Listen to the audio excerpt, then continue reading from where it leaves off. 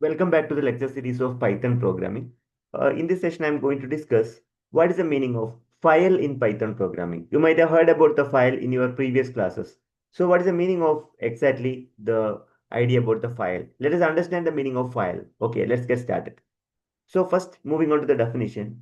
A file is nothing but a named location which is used to store the data on a disk or memory.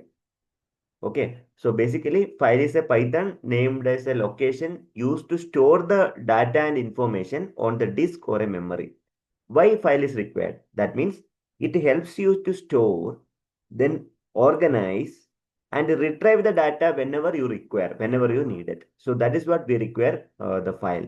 So we can store the data and we can organize or we can recall the information whenever we want or whenever we need. So it is very important for the following tasks such as reading and writing the data. So reading as well as writing. Reading just fetch the information. Writing in the sense you are going to modify. That is called a writing. I'll let you know what is reading and writing. What are the examples of reading and writing in the forthcoming class. Also, we require store the configuration settings. That is another thing regarding the storing the parameters, storing the information. Those things are also required. Similarly, logging program for the information. What is logging? I will let you know later. These are the fundamental things which are required for the file. So we discussed what is the meaning of file and what is the exact definition of the file. So why the file is required, what is the purpose of the file with the help of the definition, and three important functions which are required for the file such as reading and writing, storing the configuration settings, ultimately logging program information. These are the major things which are concerning for the file.